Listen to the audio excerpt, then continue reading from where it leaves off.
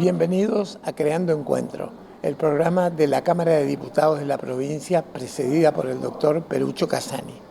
Desde el hall del Hotel Guaraní, para ustedes, en esta ocasión vamos a escuchar a un escritor correntino que nos regala toda su sapiencia en la magia de la lectura y la escritura. Avelino Núñez, quien es un vocero de las letras y del arte de la escritura en Corrientes. Profesor de Lengua y Literatura, licenciado en Letras, profesor de Lengua Guaraní y escritor. Preside la Sociedad Argentina de Escritores de Corrientes y viene desarrollando un gran trabajo hace muchos años. Hoy nos adentramos en la historia de Avelino Núñez. Buenas tardes, Flor. Muy buenas tardes, Claudio. ¿Cómo están? Bienvenido. Muy bien, bueno, un placer tenerte con nosotros. Bueno, como hablábamos un poquito fuera de cámara, Avelino, podríamos decir que vos sos una de esas joyas también del interior de nuestra provincia. Naciste en Burucuyá, ¿no? ¿Es así? Sí. No sé si joya, pero sí, soy burucuyano y orgullosamente puedo decir que soy un hombre de tierra adentro, ¿sí? De una localidad muy bonita que tiene un parque nacional y donde todavía se cuida el chamamé Jaiteba. ¿Viviste tus primeros años ahí, en esa localidad? Sí, estuve hasta los 3 años. Pertenezco a una familia de campesinos y buscando trabajo fui al Chaco a los 3 años con mi familia en la localidad de Macallé, en la provincia del Chaco. Ahí pasé toda mi niñez, mi adolescencia y a los 17 años volví a Corrientes para radicarme, afincarme, afianzarme y tratar de hacer mi mundo aquí. Bien, Avelino. Contanos, Avelino, ¿en qué momento nace esta inquietud de escribir? Si tuviste alguna influencia de parte de tu familia, por ejemplo. Bueno, muy buena pregunta, Claudio. Y contrario a todo lo que se dice que el modelo se toma de la familia, ¿no? En mi casa no había un solo libro.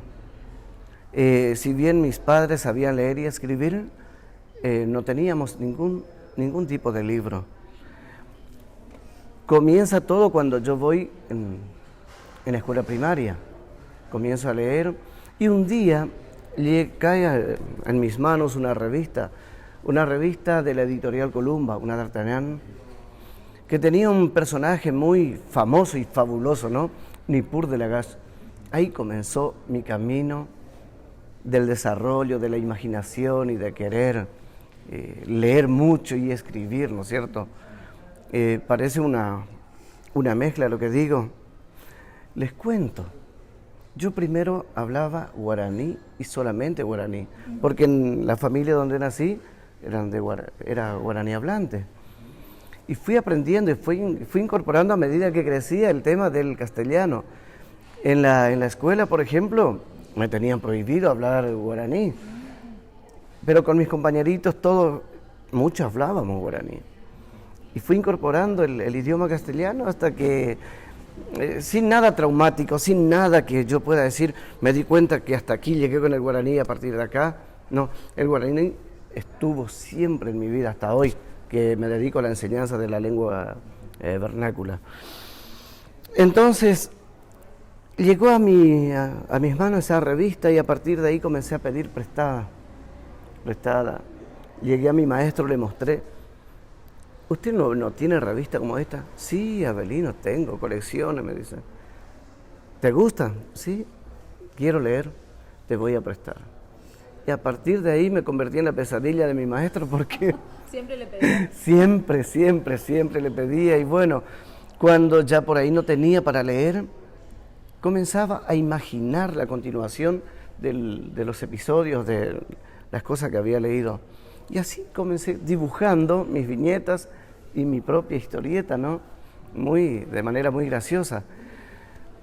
Pero lo que podemos decir literatura, el libro, llegó a mi vida con un regalo que se tituló El Principito. Sí, mi maestra me había regalado mi primer libro y la verdad que a partir de la lectura de esa novela no pude parar de querer escribir y me prometí que alguna vez iba a escribir la continuación del Principito. Y pueden creer que es algo tremendo, ¿no? Algo muy osado, hasta gracioso. Pero un día, ya adulto, tomé el personaje del Principito y escribí una novela, al que titulé El Principito ha regresado en el esqueleto de los sueños. Sí, ganó un primer premio en un certamen que organizó la provincia con 2 jurados de Buenos Aires y uno de Alvear, don José Gabriel Ceballos. Bueno, me dio satisfacciones. No era el primer premio que ganaba, era el segundo, la segunda vez que ganaba en novela el primer premio. Y tengo una retahíla de primeros premios en novela. Creo que me hizo bien el vivir en el campo, el haber desarrollado la imaginación, porque como por entonces en el campo no teníamos luz eléctrica, no teníamos televisión, no teníamos nada. Toda nuestra atención, nuestro juego estaba en los relatos que nuestros mayores nos hacían ante el fuego. Llegada la noche, nos sentábamos los hermanos alrededor del fuego y mi padre y mis hermanos mayores nos contaban historias de terror que hacía que nos dejáramos entre nosotros ahí alrededor del fuego. Y sí, de esa manera comenzó este juego de escribir. Interesante tu relato porque es muy visual, ¿no? Y me quedo con esto que decías del idioma guaraní. Es muy interesante cómo hoy muchos profesores, muchos docentes estudian el idioma guaraní para poder justamente comunicarse con sus alumnos de zonas rurales, ¿no? Claro, claro. Y por ejemplo, y esa es una gran verdad, el docente no está preparado para de pronto recibirse y si le toca ir al campo a dar clase, cree que todo es como él piensa o ordena su pensamiento. Va y habla directamente en castellano y en un castellano muy cerrado, así como también está el guaraní cerrado, ¿no? Y por ahí el alumno no entiende nada y termina dejando el colegio o la escuela mejor dicho. El docente tendría que estar preparado, conocer este idioma, hablarle, bajar yo no sé si está bien decir bajar de nivel porque no es que el guaraní esté debajo, ¿sí? Eso sería tonto pensar porque es un idioma igual al otro, ¿sí? Pero el docente va y no da nada, no cede nada. Tiene que ceder, tiene que bajar al nivel del alumno, tratar de comunicarse con él y conquistarlo desde ahí, ¿no? Y algo en guaraní tendrían que saber, algo en guaraní. No digo que aprendan a hablar en guaraní, pero algo tendría que conocer, ¿no? Para conquistar al alumno. Claro, sí, es una de las realidades, como bien decían, de muchos de los maestros rurales y más aún acá en Corrientes, ¿no? Donde muchos trabajan en las zonas periféricas, podríamos decir, de los pueblos o de las ciudades, sí, donde el guaraní todavía es muy fuerte, gracias a Dios, ¿no? De hecho, que continúe vigente. Y bueno, dijiste bien, gracias a Dios. Fíjense que el guaraní no ha muerto nunca, estuvo dormido. Bastó una ley que lo sacudiera un poco, ¿no? Se puso de pie y ahora está de pie, erguido, y está frente al mundo como un idioma, llamémoslo de rescate, no importa. Pero, por ejemplo, el hecho de que Google lo haya puesto en su traductor es un puntapié, no digo un puntapié, es una mano grande que le dio al idioma para fortalecerlo, ¿sí? Hoy más que nunca el guaraní está sacando pecho. Totalmente, así es. Y bueno, Avelino, justamente me das pie a una de las preguntas que también habíamos preparado, que no sé si está bien decir que otra de tus pasiones es también la lengua guaraní. Yo creo que sí, porque le brillan los ojos, ¿viste? Cuando te habla el guaraní. Sí, exactamente, señorita. Sí, es mi pasión. Cuando no era ley, yo jamás me avergoncé de poder hablar, de poder comunicarme o de escribir en guaraní, porque yo escribo en guaraní. Tengo mitos y leyendas en castellano y en el idioma guaraní. La ley lo que vino a hacer fue de alguna manera legitimar eso que yo estaba haciendo, sí, porque nadie le daba importancia. ¿Y qué es lo que más te atrae del guaraní, Avelino? La profundidad filosófica que maneja. Con el guaraní se ve, pero en serio, se ve de manera diferente. No es lo mismo decir un te amo, que hasta parece falso, que decir rojejú. Claro, ya conquistás con eso. Sí, deja una huella muy profunda en la psique tanto del hablante como del receptor. Es increíble lo que puede hacer el guaraní, tanto que cuando dulcifica algo, pareciera abrazar con una calidez tremenda. Lo mismo cuando hay enojo, ¿no? Un insulto en guaraní no se compara al insulto en castellano, para nada. El guaraní derriba directamente con el insulto. Es increíble la fuerza que tiene. Y es algo que también nos distingue incluso a los correntinos, ¿no? Desde mi lugar, por ejemplo, como intérprete de la música, muchas veces nos pasa que cantar así sea en una provincia cercana, como el Chaco nada más, viste que nuestra música tiene mucho el yopará, como se dice, ¿no? El castellano y el guaraní, y explicar de qué se trata, que incluso al ser tan metafórico, capaz que una palabra ya cambia todo el sentido de la frase, ¿no? Totalmente. Ahí también eso yo creo que me ayudó mucho en la poesía, porque capturar imágenes del guaraní y tratar de llevarlo a esta aproximación que es el castellano, una traducción de ese pensamiento, hace que se enriquezca. Por ejemplo, de pronto una pasión como una yararay redenta se me enrede, es una metáfora muy rica, ¿no es cierto? Y en el guaraní parece común, ¿sí? Avelino, sabemos que sos presidente de la SADE, donde bueno, te desarrollás tanto como escritor como docente también, ¿no? ¿Cuáles son las actividades que ahí se dan? Bueno, en la SADE, por ejemplo, tenemos talleres literarios, que es lo más fuerte, lo más lindo que podemos tener, porque hay un semillero increíble de jóvenes y niños que tienen inclinación por la literatura, tienen esa inquietud. Entonces lo que hacemos es crear ese espacio para que puedan asistir, para que podamos conversar o manejar con ellos el lenguaje poético. Y a partir de ese espacio, alimentarlos con este bagaje y que puedan escribir, que puedan expresarse, que puedan romper con el lenguaje cotidiano para ir incorporando este lenguaje que tiene su tronco en la metáfora. Hablar con metáforas, ¿no es cierto? Y digo porque es el recurso que viene a ser de columna, porque recursos hay muchísimos, no pararía de contar. Y una cosa lleva a la otra, ¿no? La lectura tan importante para que se pueda dar una buena escritura, ¿no? En los niños y en todos, ¿no? Claro, la lectura, seleccionar, si en el caso de los niños, ¿no? Seleccionar textos que sean apropiados para ellos, para los jóvenes. Y después ya los adultos manejamos una literatura que es más bien universal y fresca, aunque parece que rescatemos del tiempo, cuando manejamos entre adultos cambia el asunto. El cuidado, todo lo que tenemos que tener con los chicos ya no se tiene aquí. Entonces podemos abordar el Decamerón, por ejemplo, que es bastante pesado, ¿no?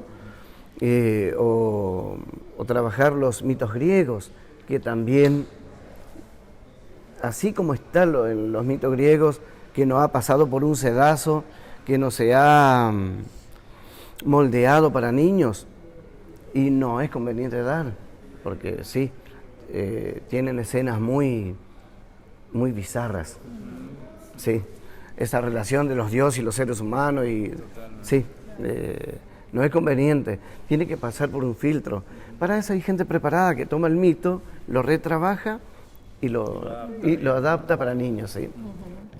Y bueno, Avelino, nombrabas también que a lo largo de tu carrera fuiste premiado muchas veces, también con reconocimientos, no solamente en Argentina, sino también en el exterior. Sí. Y si bien sabemos que sos un escritor muy variado, podríamos decir, ¿cuáles son aquellos géneros literarios que más te apasionan escribir? Que me imagino habrán ido mutando también a lo largo de tu carrera. Claro. Y qué difícil, ¿no? Qué difícil, porque es decir, tenemos 3 géneros literarios: el lírico, el narrativo y el dramático. Y yo escribo los 3 y los 3 lo hago con pasión. Cuando aparece la idea, eso que llamamos por ahí la musa, ¿no? Aparece y uno lo toma ahí, lo mira. Bueno, esto es para un poema, esto es para un cuento, esto es para una novela, o para una obra de teatro, o quizá para un ensayo. Y no sabría decirte, porque me gustan todos los géneros. Lo que más escribo, en todo caso, puede ser cuentos, ¿sí? La realidad me da tanta materia como para escribir cuentos que, bueno, sí, lo que más escribo son cuentos, pero no puedo decir que sea mi preferido, sino que la circunstancia es como que me acorrala a escribir cuentos. Bien. Avelino, para todas aquellas personas que hoy nos están mirando y que quieren participar de estos talleres literarios, contanos a dónde se dirigen o cómo se pueden contactar con vos, y si aparte de la SADE también dictas clases en otras instituciones, ¿no? Sí, hoy por hoy lo estamos haciendo todo virtualmente todavía. Esto que trajo el coronavirus de alguna manera quedó, y para bien, porque no tenemos que andar cruzando avenidas para reunirnos en un lugar, sino que cada uno desde la comodidad de nuestro hogar tomamos las clases. Le encontramos el gustito al asunto. Entonces, se pueden comunicar a mi número telefónico, que es el 3794-270378. Una vez que se haya comunicado, después el día del taller le pasamos el link, se suma y a trabajar, se ha dicho. Sí, sí, sí. Buenísimo, muy federal también, ¿no? Por como bien decías, sí, acorta los kilómetros. Pero claro, e incluso con esto, ya que dijiste federal, gente de Córdoba, gente de Buenos Aires, de la provincia de San Luis, toman clases semanalmente con nosotros. Claro. O sea que sí, a veces hay mal que dejan cosas buenas. Claro, es el reinventarse, ¿no? Sí, y la reinventarse. Sí, que todos tuvimos que aprender.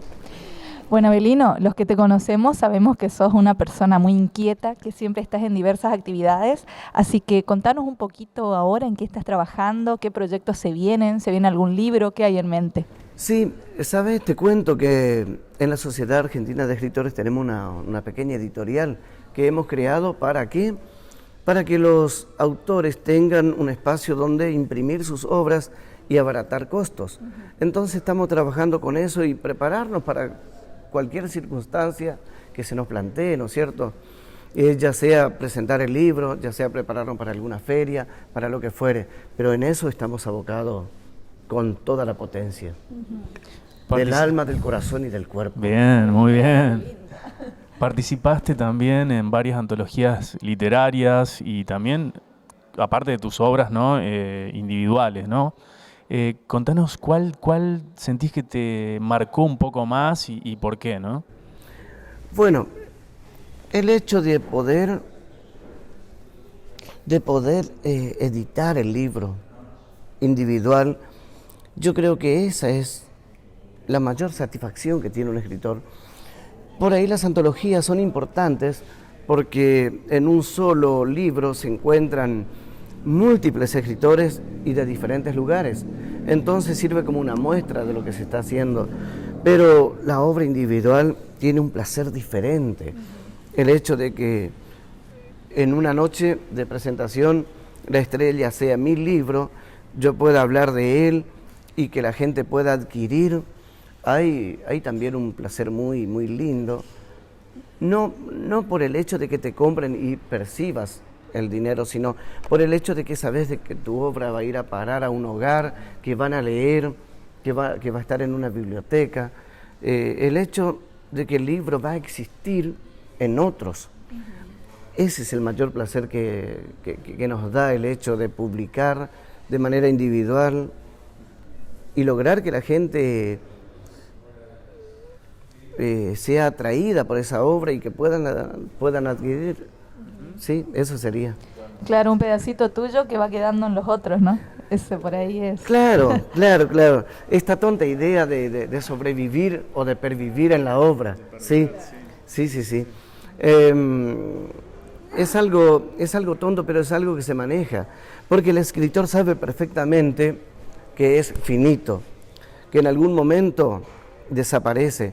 Pero su pensamiento, su modo de filtrar el mundo, aquello que pudo interpretar, tanto como las cosas que amó, están plasmados en una obra. Y eso va a revivir la vez que un lector se acerque y comience a leer, ¿sí? Comience a interesarse. Entonces, de alguna manera, el pensamiento que alguna vez habitó ese cráneo que hoy ya está bajo tierra, está en la obra, está viviendo. Esa idea es muy rica y muy fantasiosa, ¿no? No, y así como vas a perdurar en tus obras también a través de este programa, ¿no? Seguramente va a quedar para muchas personas, ojalá que no te tengamos, por supuesto, muchos años más, porque nos podemos hablar de este. Claro, es un registro de todos los artistas y hacedores culturales de la provincia. Bueno, desde Creando Encuentros, que es un programa de la Cámara de Diputados, ahí presidida por el doctor Perucho Casani. Así que para cerrar este programa, esta entrevista, Avelino, quisiera que nos cuentes ¿quién es Avelino Núñez? Bueno, tendría que hablar en tercera persona de él. Lo que le puedo decir de Avelino es que fue y es un chico muy humilde, que vino del campo, que anduvo por todo lado en esta búsqueda loca, ¿no? De ser alguien en el mundo, en la vida. Y que tuvo la suerte de tener un maestro, de tener una maestra que le haya guiado, de una maestra que le hizo participar en un concurso de poesía cuando él tenía 14 años y que ganó un segundo premio, y a partir de ahí pudo creer en él y continuó con la escritura. Avelino es un poco loco, como todo poeta. Casi digo como buen poeta, qué feo. Como todo poeta, un poco loco. Gusta de tener muchos amigos, pero así, paradójicamente, así como gusta de tener muchos amigos, también le gusta estar encerrado la mayor parte del día, para crear, para leer, porque de alguna manera él se encuentra con otros universos cuando está encerrado. Le gusta estar frente a las aulas, transmitir los conocimientos que tiene, ya que para eso se preparó, ¿no? Estudió mucho para llegar a ser profesor de lengua y literatura, para llegar a ser licenciado en letras, para prepararse con todo lo que exige el formarse en el idioma guaraní, más allá de que él ya tenía una base, la más importante, que es la fonética, la familiaridad con la lengua, la costumbre de hablar el idioma, pero sistematizarla era todo un desafío. Y lo hizo. Y yo creo que Avelino es un niño, hombre feliz, porque hace día a día lo que ama y quiere. Eso puedo decir de él. Muchas gracias, Avelino. Un placer. Gracias a ustedes. Y bueno, y como siempre también un homenaje a todos los docentes, todos los maestros que día a día trabajan y que muchas veces son aquellos que tiran esa primer semillita, ¿no? Totalmente. Muchas gracias. Avelino Núñez, en Creando Encuentros.